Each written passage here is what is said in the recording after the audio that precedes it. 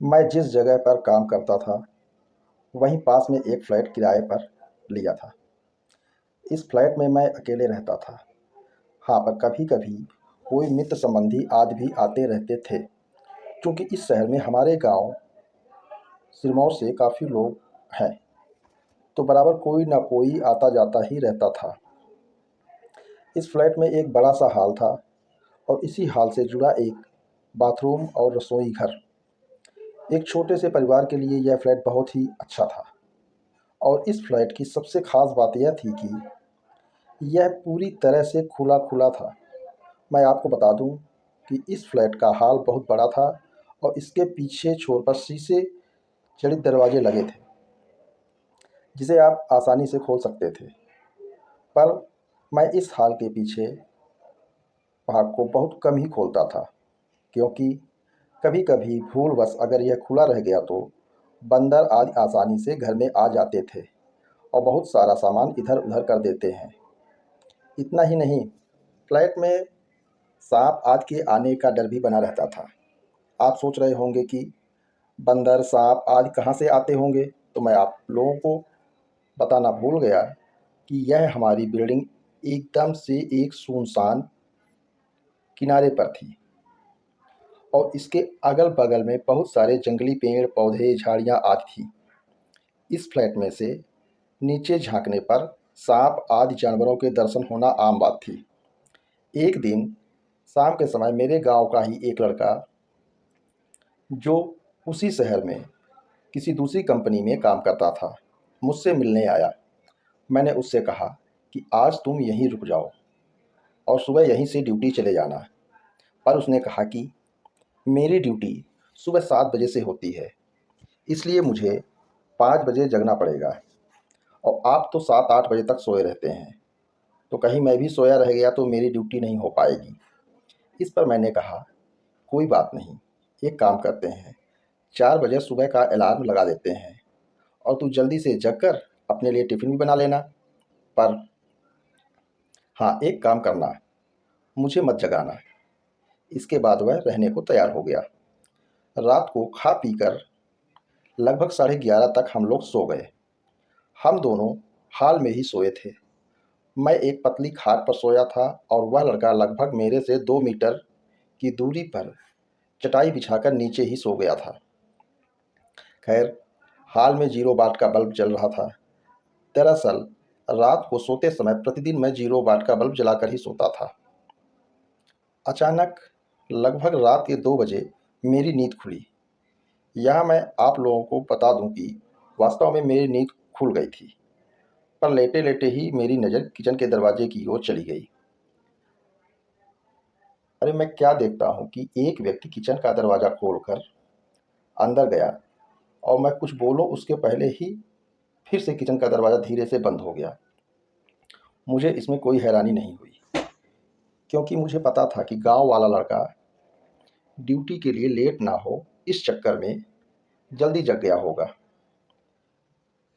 बिना गाँव वाले बच्चे की ओर देखे ही ये सब बातें मेरे दिमाग में उठ रही थी। पर अरे यह क्या!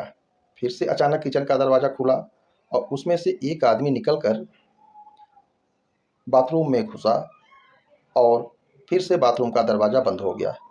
अब तो मुझे थोड़ा गुस्सा भी आया और चूँकि वह गाँव का लड़का रिश्ते में मेरा लड़का ही लगता था, इसलिए मैंने घड़ी देखी और उसके बिस्तर की ओर देखकर गाली देते हुए बोला कि बेटे, अभी तो 3 भी नहीं बजे हैं और तू जगकर खटर-पटर शुरू कर दिया।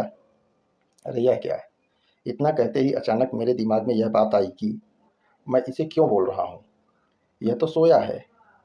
जी हाँ, वह लड़का गहरी नींद में वहीं नीचे अपनी जगह पर सोया हुआ था।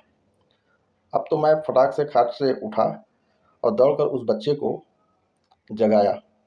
वह आँख मलते हुए उठा, पर मैं उसे कुछ बताए बिना सिर्फ़ इतना ही पूछा कि क्या तू 2-3 मिनट पहले जगा था? तो वह बोला नहीं तो, और वह फिर से सो गया। अब मेरे समझ में कुछ भी नहीं आ रहा था। मैंने हॉल में टंगे ट्यूब को भी जला दिया था। अब पूरे हॉल में पूरा प्रकाश था और मेरी नज़रें अब कभी बाथरूम के दरवाजे पर तो कभी किचन के दरवाजे पर थी, पर किचन और बाथरूम के दरवाजे अब पूरी तरह से बंद थे। अब मैं हिम्मत करके उठा और धीरे से जाकर बाथरूम का दरवाज़ा खोला। बाथरूम छोटा था और उसमें कोई नहीं दिखा।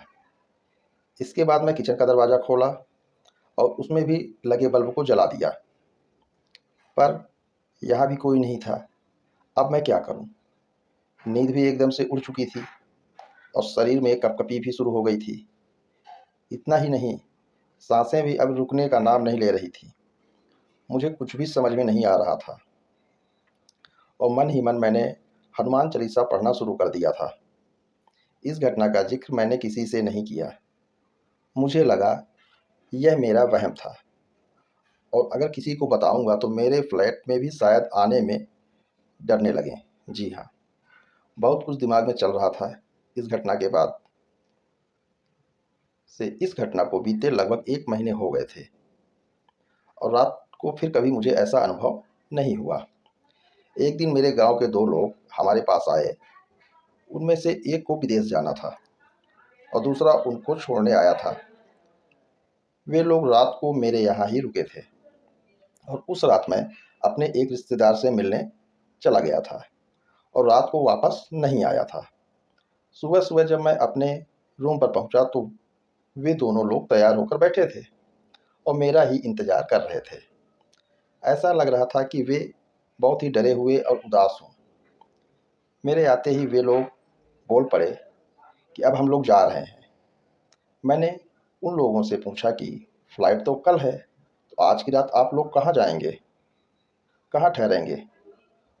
उनमें से एक ने बोला कि रोड पर सो लेंगे, पर इस कमरे में नहीं रहेंगे।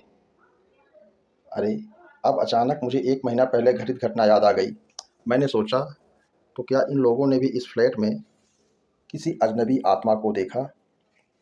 यह बात याद आते ही मेरे रोए फिर से खड़े हो गए। मैंने उन लोगों से पूछा कि आखिर बात क्या हुई? तो उनमें से एक ने कहा कि रात को कोई व्यक्ति आकर मुझे जगाया और बोला कि कंपनी में चलते हैं, मेरा पर्स वहीं छूट गया है। फिर मैं थोड़ा डर गया और इसको भी जगा दिया। इसने भी उस व्यक्ति को देखा। वह देखने में एकदम सीधा-साधा लग रहा था और शालीन था। हम लोग एकदम डर गए थे क्योंकि हमें वह व्यक्ति इसके बाद किचन में जाता हुआ दिखाई दिया था और उसके बाद फिर कभी किचन से बाहर नहीं निकला और हम लोगों का डर के मारे बुरा हाल था। हम लोग रात भर बैठकर हनुमान जी का नाम जपते रहे। उस किचन के दरवाजे की ओर टकटकी लगाकर देखते रहे, पर अब तो सुबह भी हो गई और वह आदमी अभी तक किचन से बाहर नहीं निकला है। अब तो मैं भी थोड़ा डर गया और उन दोनों को साथ लेकर तेज़ी से किचन का दरवाज़ा खोला, पर किचन में तो कोई नहीं था। हाँ, किचन में गौर से छानबीन करने के बाद हमने पाया कि कुछ तो गड़बड़ है। जी हाँ, दरअसल फ्रिज खोलने के बाद हमने देखा कि फ्रिज में लगभग जो 1 किलो टमाटर रखे हुए थे, वो गायब थे और टमाटर के कुछ बीज, रस आदि वहीं नीचे गिरे हुए थे और इसके साथ ही किचन में एक अजीब गंध फैली हुई थी। खैर पता नहीं, यह हम लोगों का वहम था या वास्तव में कोई आत्मा हमारे रूम में आई थी। मैंने इससे छुटकारा पाने के लिए उस फ्लैट को ही बदल दिया और दूसरे बिल्डिंग में आकर रहने लगा। अब दूसरा वृत्तांत फिर कभी, क्योंकि इस समय मेरे रोए खड़े हो गए हैं और शरीर में थोड़ी-सी सिहरन भी लग रही थी। जय जय बजरंगबली, जय बजरंगबली।